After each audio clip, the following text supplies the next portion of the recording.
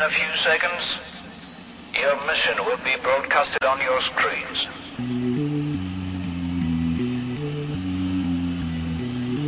Please take a seat in the helicopter. I've no limit.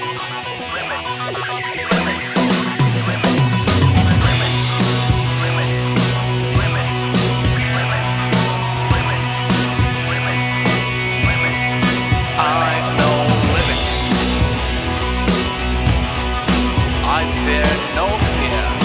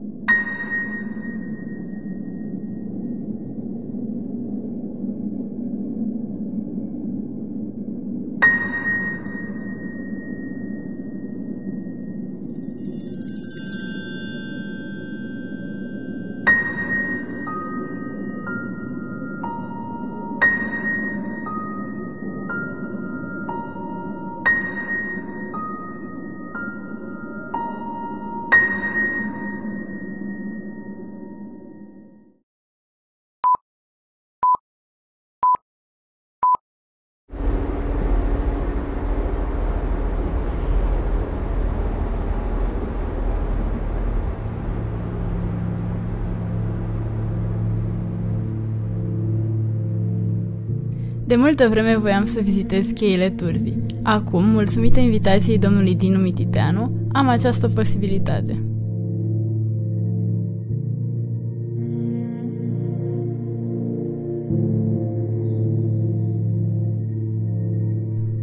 Draga mea Daria, te invit pe această cale să vizităm cheile Turzii, această zonă deosebită, atât prin peisaj cât și prin istorie. Cu o lungime de 1300 de metri și cu o înălțime a pereților de aproape 200 de metri, cheile au statutul de rezervație naturală.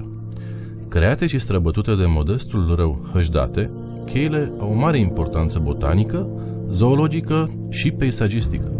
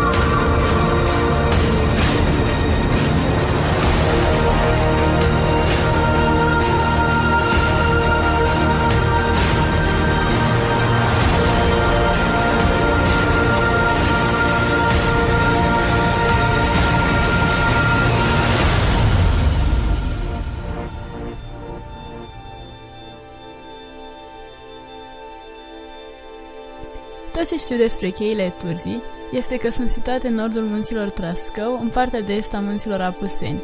Sunt o prelungire calcaroasă numită Râmezi Bedeleu Ciumerna. Valea Hoșdatelor și Pârâul Racilor împart zona în două sectoare de chei, cheile Turenilor și cheile Turzii, două din cele 22 de chei ale munților Trascău.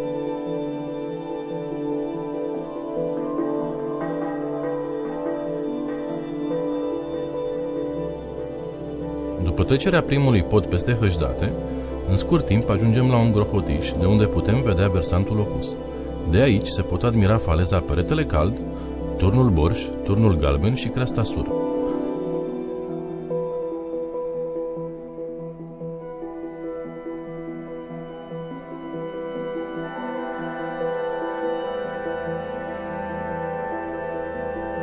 Continuăm pe poteca spre Peștera Ungurească, cea mai importantă zonă de escaladă sportivă din Chei. Această zonă de escaladă a fost deschisă în anul 1994 de Romică Crișan.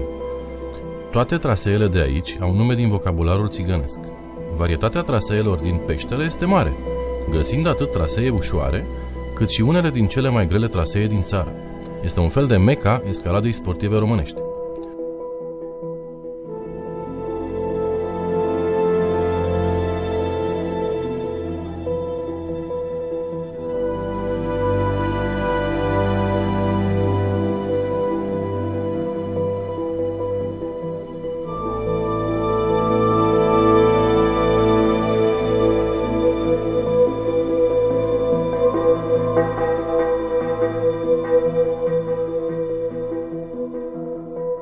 În 93 și 94, din Pripau, ne vedeam tot timpul gură la Peștera Ungurească.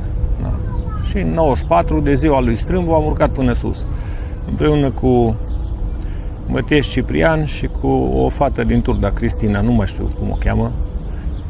Și pe 26 octombrie, ziua lui Strâmbu, am fost în peșteră și ultima săptămână din noiembrie deja aveam două trasee bătute. Și au venit Pop Gheorghe, care acum e în state, Ghiță Pop, campion național, multiplu campion național și așa, care e de aici din Gheorgheni, și mi-au zis, ține-o tot așa, dar bate-le mai sus.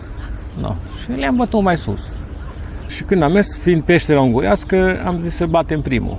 Și l-am găsit pe Bivi, ăsta e numele de cod, cum și eu, Jean.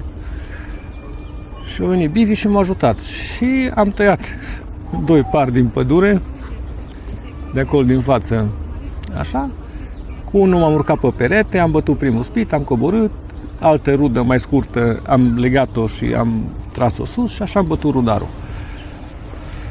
Da. Așa a fost asta și de-aia am zis rudarul. Și pe urmă celălalt care l-am bătut lângă, a doua zi, tot cu Bivi, i-a zis mă prala, care înseamnă mă prietene.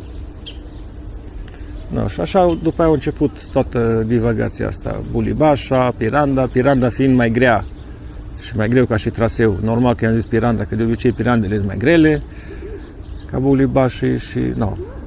Așa au mers dintr-una în alta. Vârful de serie este Țitruș, pentru că a fost cel mai mare muzician care cânta la vioară. Deci cel mai mare violonist al Ardealului. Și o cânta foarte frumos și o cântat aproape toată viața lui live. Înregistrări cu el nu sunt prea multe, numai la fiii vechiului Mănăștur. Bun. Și de-aia am zis Țitruș, pentru că intersectează cetera. Și ăla nou, eu acolo n-am bătut nimic, nu m-am dat numele.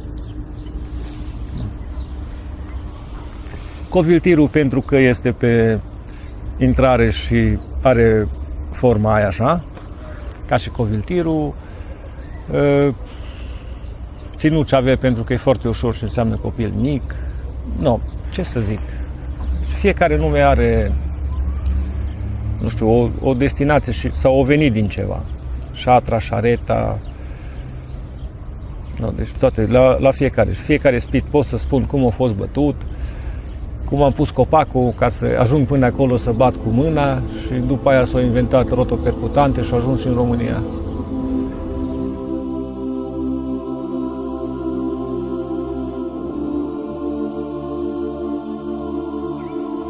Etica pentru cheile Turzii, etica în cățărat e destul de importantă dacă ne gândim că de aici a pornit escalada sportivă.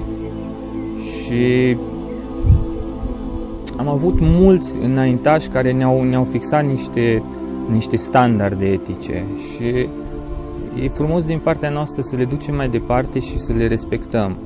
Și pe cât posibil să ne ținem de ele. În peșteră a fost Jean, care la rândul lui a fost inspirat de alții. S-a bătut într-un stil foarte, foarte prietenos cu stânca, în sensul că nu s-au bătut spituri foarte multe, sunt niște distanțe care, deși există, sunt foarte bine gândite și nu-ți întrerup plăcerea cățăratului nici o secundă și sunt foarte mulțumit de stilul de aici și îmi place mult cum sunt amenajate traseele, sunt mai sportive, mai angajante și nu, practic ajungi să te cațeri și nu să te focusezi pe asigurat, te bucuri de cățărat și nu doar asiguri spituri. Cheile Turzii tot timpul au avut ceva special. În trecut a fost o comunitate foarte, foarte faină, care s-a bucurat de cățărat în primul rând și erau prieteni toți și le știu poveștile și un pic îi invidiez pentru poveștile lor frumoase, fiindcă mai presus de orice, cățăratul pentru ei a dus și la prietenii foarte frumoase între ei, care durează până azi. Deși au o vârstă mai înaintată, sunt încă prieteni și se bucură peste ani când se revăd. Mi-ar place să putem ajunge și noi la fel. Munca de a deschide un traseu în peșteră e grea, însă acum nu este la fel de grea cum a fost înainte, fiindcă acum avem bormașini, avem mobile, e mai ușor. E mai ușor, însă pentru mine personal nu îmi place ca munca să-mi fie ușoară. Mă bucură mult când este grea și mă bucură mult când mă chinui și o să stau să analizez de 10 ori poate un plasament al unui spit până când voi fi convins că e cel mai potrivit. Și de multe ori îmi place să mă joc, să merg progresia, să o fac pe mobile sau tot felul de trucuri ingenioase, să mă folosesc de copaci, cum au făcut și alții înainte. De multe ori e mult mai palpitant decât cățăratul în sine, bătutul unui nou traseu. Și e greu, dar e și foarte satisfăcător că ești primul, că descoperi, că ai libertatea să creezi mult. Asta e super important pentru mine, să te poți exprima astfel. Și ai și satisfacția că nu doar consumi stâncă. Și cum și Jean probabil știe povestea la fiecare spit care l-a bătut, așa și eu țin minte cam aproape trăirile la fiecare spit, la fiecare traseu și s-a aminte foarte fain. Celor care vor veni să cațere aici, le doresc să se bucure așa cum ne-am bucurat și noi de locul ăsta. Suntem foarte norocoși că l-avem aici, aproape de Cluj, aproape de noi.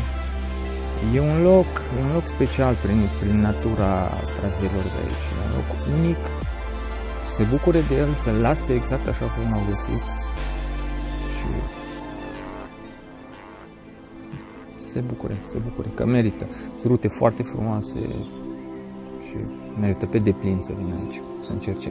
Chiar dacă poate la început o să pară puțin întunecos, prăfos, umed, odată ce intri pe stâncă o să înțelegi calitatea traseelor. De jos poate unele nu arată cel mai atractiv, dar odată intrat în mișcări, îți vei da seama că sunt deosebite.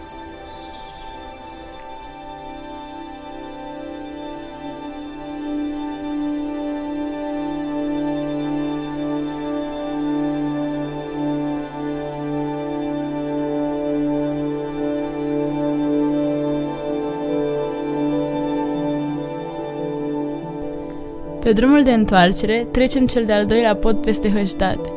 Zona este superbă, cu o pădure verde înconjurată de pereți înalți. Poteca abia își face loc între albia râului și pereții cheilor.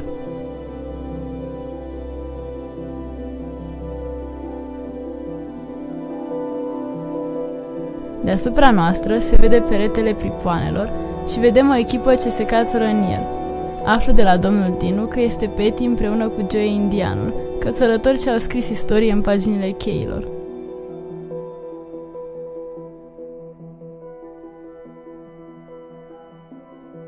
În cheile Turzii, deci diferența față de celelalte zone, e că e o zonă mult mai complexă. Există surplombă de grad mare, trasee de pe fețe de grad mare, trasee ușoare și de lungimi și trasee pe nuci făcute pe lungimi. Cred că e o zonă mult mai compactă. Traseele din cheile Turzii, acum de o perioadă încoace, adică să zic așa, cred că 5 ani, dacă nu mai bine, au un nivel foarte ridicat de siguranță. Au fost recurățate, reamenajate, s-au dat bolovani care erau periculoși din trasee, s-au dat jos.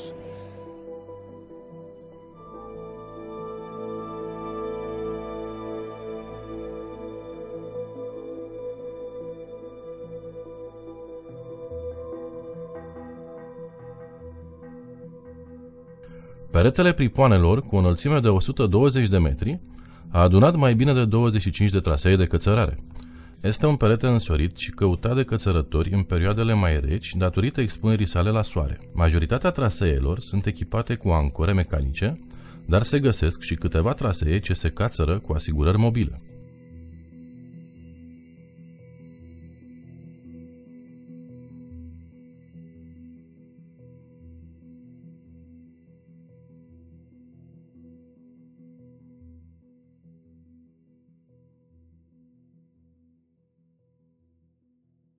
Începutul în cheile Turzii a început în 86.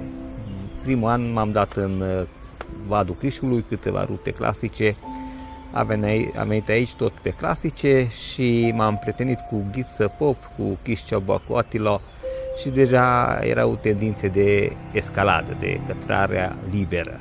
Și cum m-a prins flama aceasta și am început să parcurgem rute clasice la liber. Asta e ușoare, ca borfari, câteva de 5, de 6, ca să ne obișnim cu asiguratul și cu mers pe stâncă. Și așa a început lucrurile și a fost un mare entuziasm pe noi.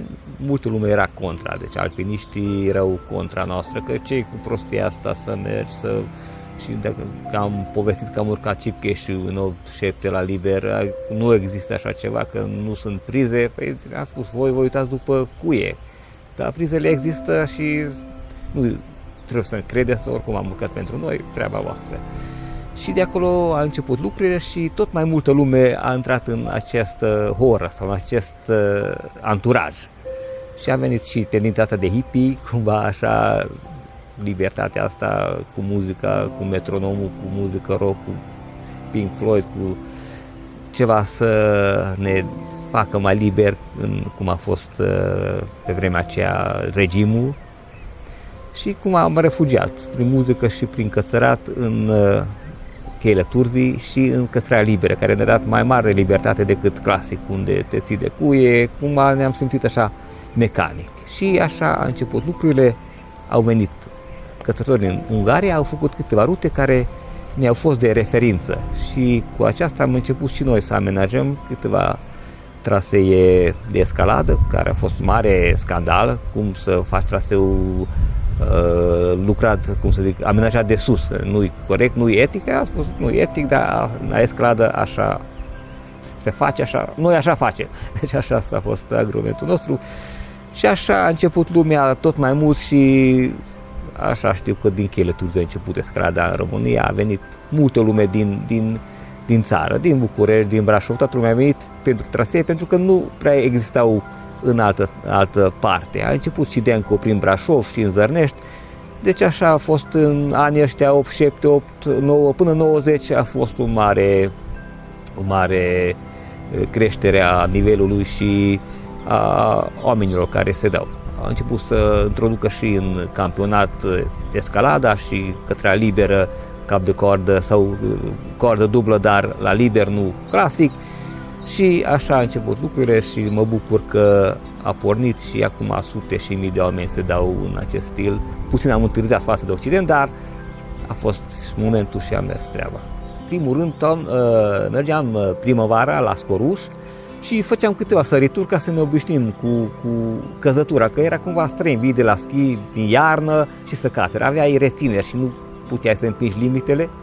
Și atunci mergeam, săream de la 2 metri, 3 metri, 5 metri și atunci erai cumva dezlănțuit și cumva ușurat și puteai să mergi și atunci se călea și psihicul, că în trasee respective și în dificultăți mari puteai să împingi limitele până la maxim și nu se teamă că multe ori la fir de păr se decide trecerea unui pasaj sau căzătura și riscai și a meritat să riști pentru că ai crescut prin încredere în sine.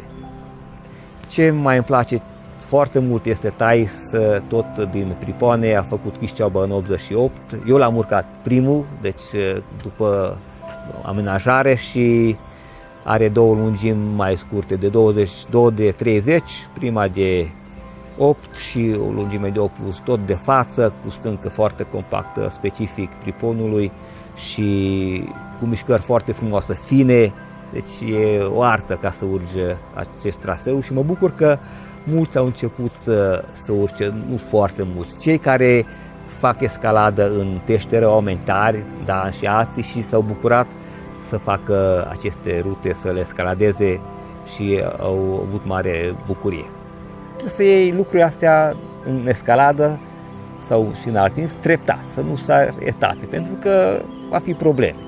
Deci trebuie luat treptat și dacă ai inițiator cu cineva mai bun, că atunci avansarea se face mult mai accentuat. Dacă ai cu cine mergi, unul mai bun, unul mai priceput decât autodidact, durează mult în timp.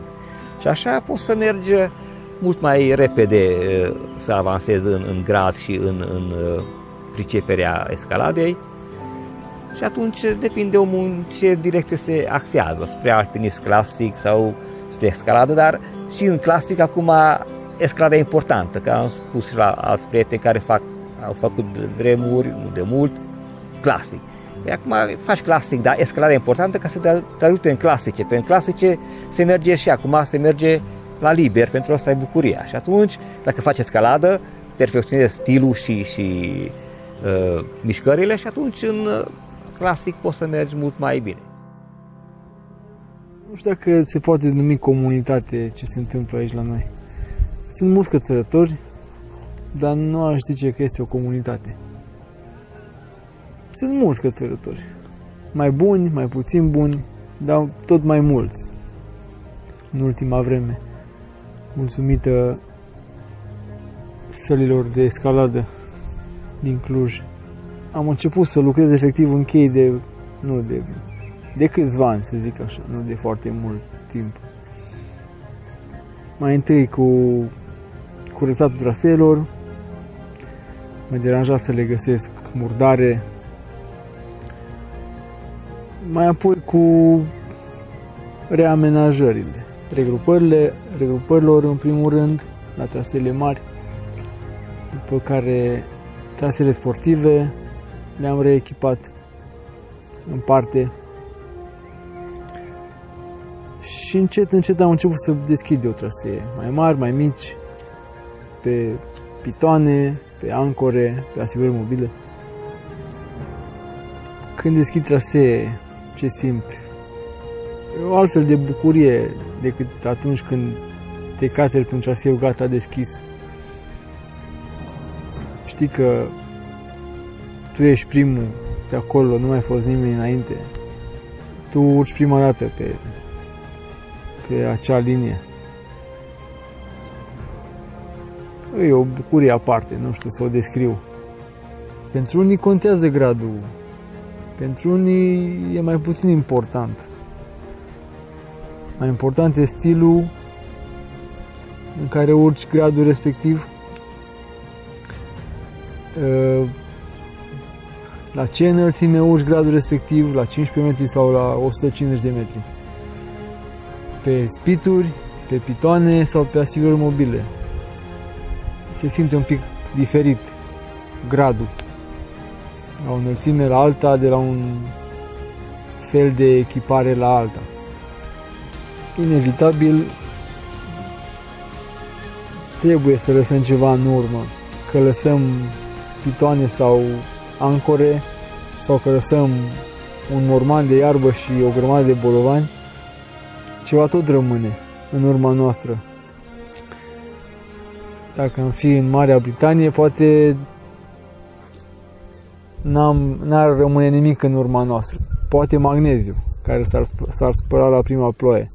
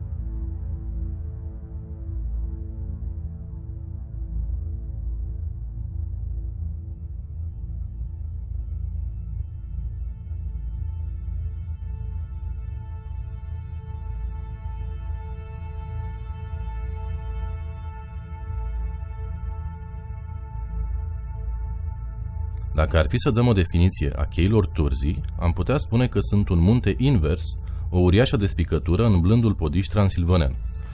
Și pentru că suntem cățărători, ne vom întreba când și cine a urcat prima dată cu coardă și pitoane. Primii pași în cățărarea din zonă au fost cei ai membrilor Societății Carpatine Ardelene, înființată în 1945. Dar perioada cea mai înfloritoare a fost odată cu înființarea cluburilor Metalul, Știința, Progresul și Voința. În anul 1951 este deschis traseul Grota lui Hili și la scurt timp a fost pitonată Creasta Sanșil. A început o adevărată campanie de pitonare care în deceniul următor a mărit vertiginos zestrea de trasee. De remarcat că în acea perioadă se cățăra cu corzi din cânepă, fiindcă nu existau hamburi. Coarda se lega direct peste piept.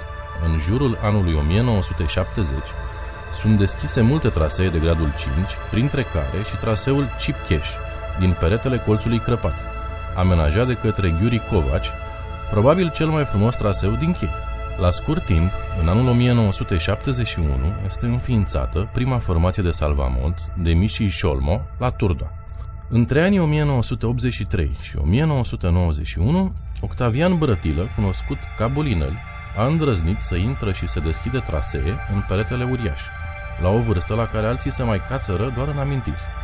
El a deschis primii șesari din chei, precum Madonna Neag, Calvaria și Ave Maria. În acea perioadă, Bulinel a trimis o scrisoare papei de la Roma, prin care îi cerea să-i binecuvânteze această zonă alpină. Din păcate, nu a primit niciun răspuns.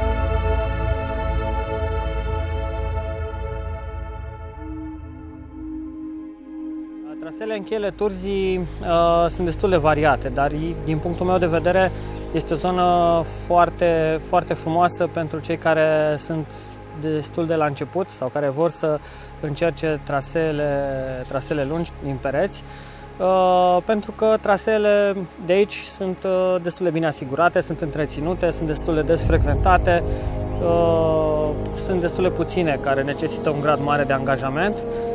Majoritatea sunt foarte faine de parcurs. Pur și simplu și eu le-am tot repetat de la an la an pe cele pe care le-am parcurs pentru prima dată, pentru că sunt foarte frumoase și zona cheilor Turzii oricum o recomand celor care sunt la început și apoi celor care vor să treacă la un nivel mai avansat.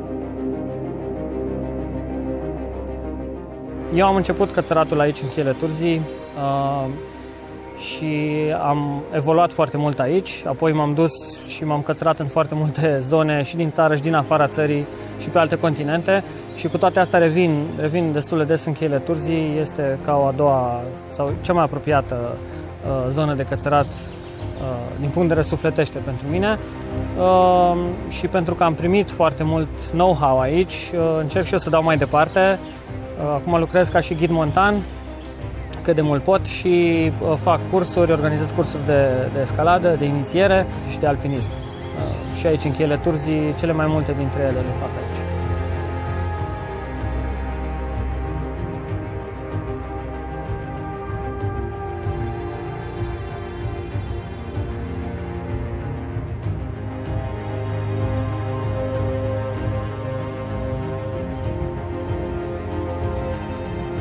Dorința de a face mai mult este crucială în alpinism, dar lucrurile funcționează și invers. Alpinismul oferă un cadru în care dorința de a face mai mult se poate desfășura. Dorința asta există în fiecare și alpinismul conferă obiective mereu mai grele.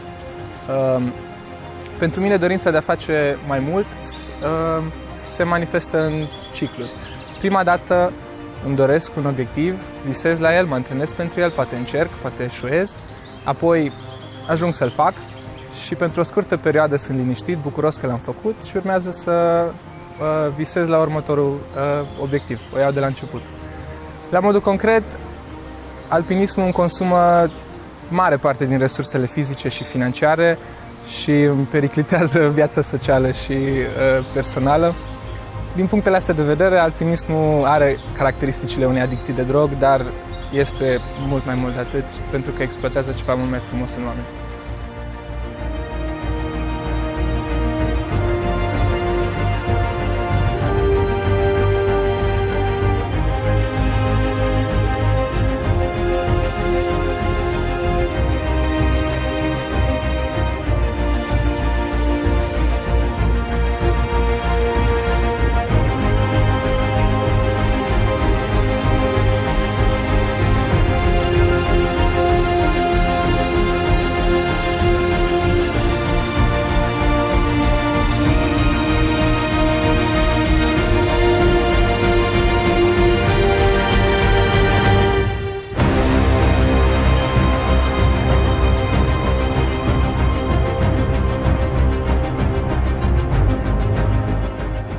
În cheile Turzii am cățărat primul traseu de mai multe lungimi de coardă. Aici am început să mă cațăr cu oameni mai experimentați ca mine, care au avut încredere în mine să mă ducă în pereți mari. Apoi am luat eu singur provocările și a fost o rampă de lansare către lumea alpinismului.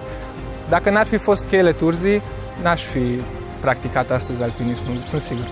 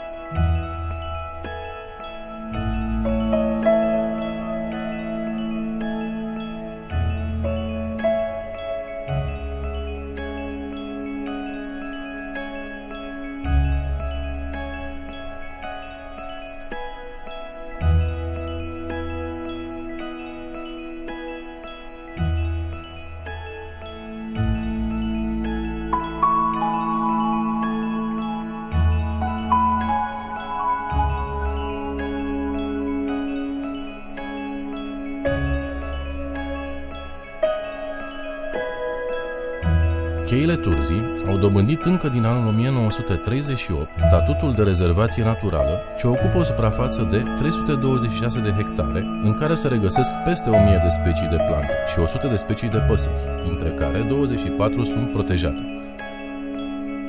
De sus, de pe țancurile cele mai înalte, veghează din zbor planat acvila de stâncă, cel mai mare răpitor înaripat de la noi din țară.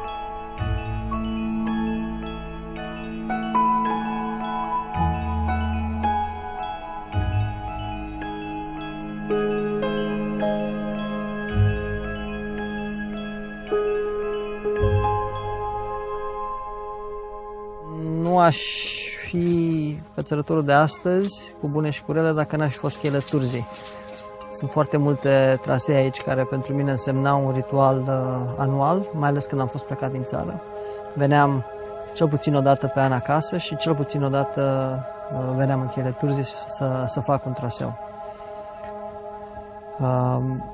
La vremea respectivă am trecut prin toate etapele prin care trece cineva în cheile Turzii în anii 90, alpiniade, alergat pe trasee trăgând de cuie, încercând trasee la liber,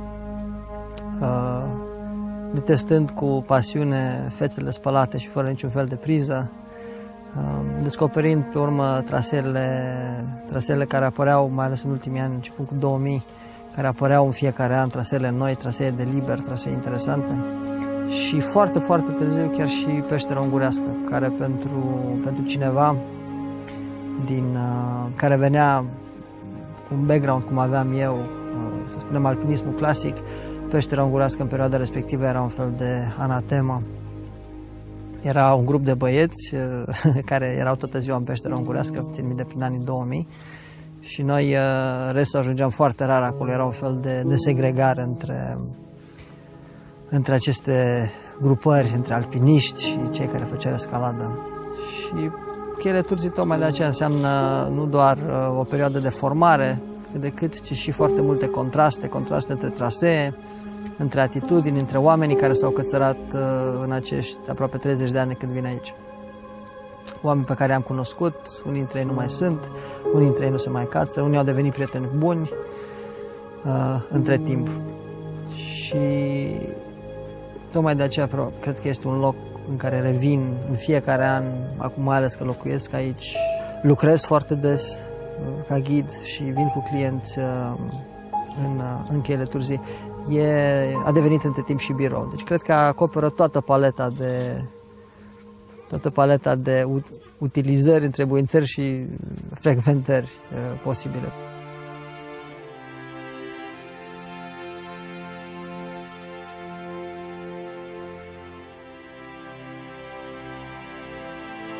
În primul rând e un traseu pe care poți să repeți de foarte multe ori, dar nu neapărat îți va ieși de fiecare dată, pentru că e un traseu destul de tehnic.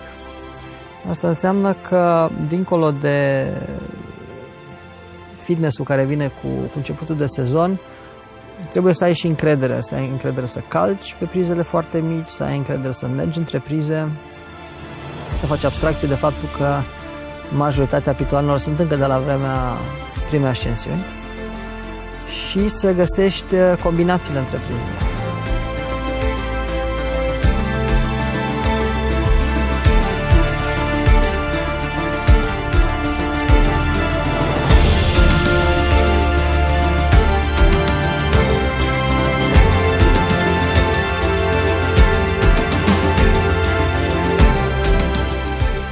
Nu cred că am parcurs nicio lungime la liber, pentru că nu se făceau în anii 90 așa, sau cel puțin în cercul în care mă învârteam eu.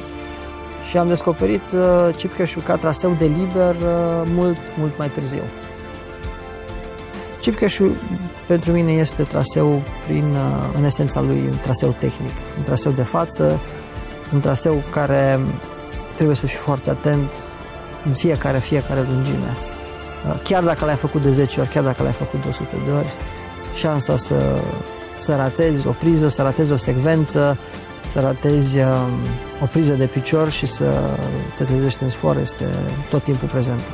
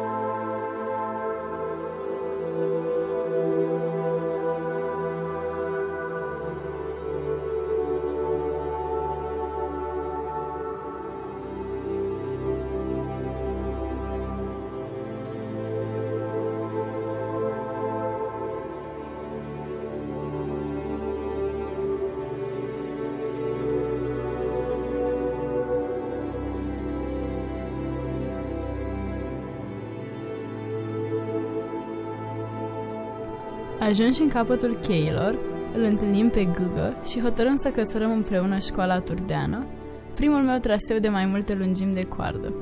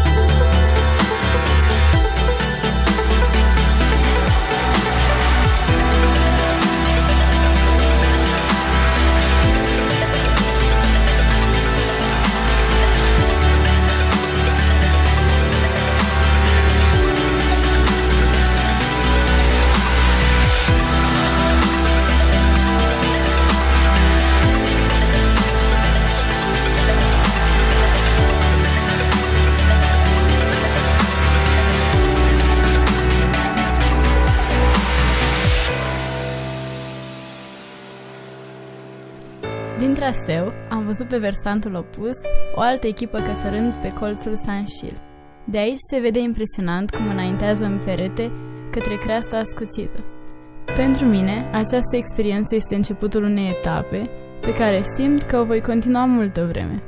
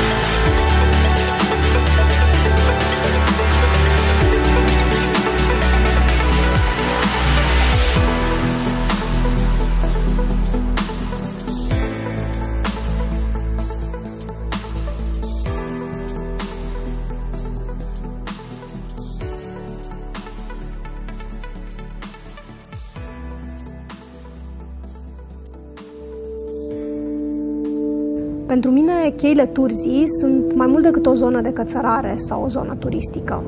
Pentru mine este un loc în care vin să mă încarc cu bucurie, începând cu spectacolul vizual unde țancuri suspendate păzesc cheile, apoi pereții uriași ce mă impresionează prin înălțimea și verticalitatea lor, mai apoi verdele crud al pădurii ce îl întâlnești la tot pasul, brăzdat de râul Hăjdate, care și-a făcut loc printre stâncile calcaroase. Poteca ce urmărește râul oferă posibilitatea vizitatorilor să descopere frumusețile acestei zone. Odată ce vizitezi această zonă superbă, cu siguranță revii cu mare plăcere pe aceste frumoase meleaguri.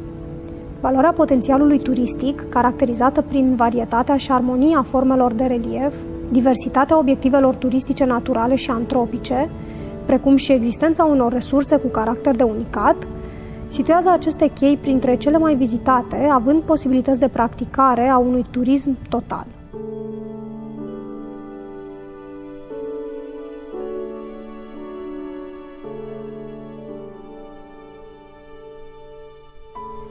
Cheile Turzii sunt cu adevărat un lăcaș al sufletului și al naturii. Ele reprezintă locul unde natura își împletește corzile cu cele ale sufletului uman. Uneori te simți copleșit de atâta frumusețe și simplitate.